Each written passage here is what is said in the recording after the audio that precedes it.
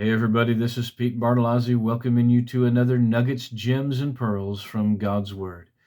Today's gem is entitled Looking for Qualifying Verses, and I'm going to be reading from 2 Samuel chapter 24 and verse 1. And it says, "And the anger of the Lord kindled against Israel, and he moved David against them to say, Go number Israel and Judah." Sounds like God moved David to do something wrong and then judged him and Israel for doing it. This would be unjust, and yet we know that our God is a just God. One thing we need to understand is that the Hebrew language doesn't have the causative permissive expression.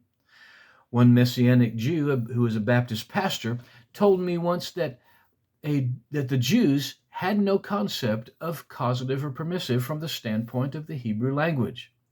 From our standpoint, it seems like the Hebrew language is all causative. That is, it seems like God causes everything, good and bad.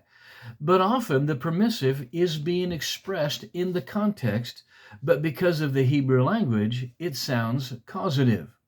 However, to clear this up, God put what I call qualifying verses to make it clear where it's causative or permissive, verses that reveal who is actually doing the action. So let's read this about this same incident in David's life, which is also recorded in 1 Chronicles chapter 21 and verse 1. It states, "And Satan stood up against Israel and provoked David to number Israel." 1 Chronicles 21:1 is the qualifying verse. It qualifies 2 Samuel 24:1 so that it could be better translated, "And the anger of the Lord was kindled against Israel because he, Satan, moved David against them." In essence, David yielded to Satan, and this is why God could justly, righteously judge him.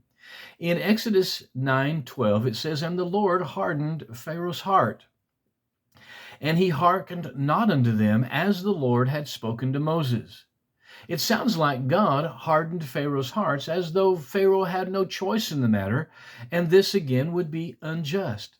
But this verse that helps us to understand in what God said to Moses in his initial instructions to him comes out in Exodus 3:19, where it says, "And I am sure that the king of Egypt will not let you go, no, not with a mighty hand." Here it reveals that God already foresaw that Pharaoh would refuse to accept God's word and thus harden his heart. Exodus 3:19 would be the qualifying verse of Exodus 9:12.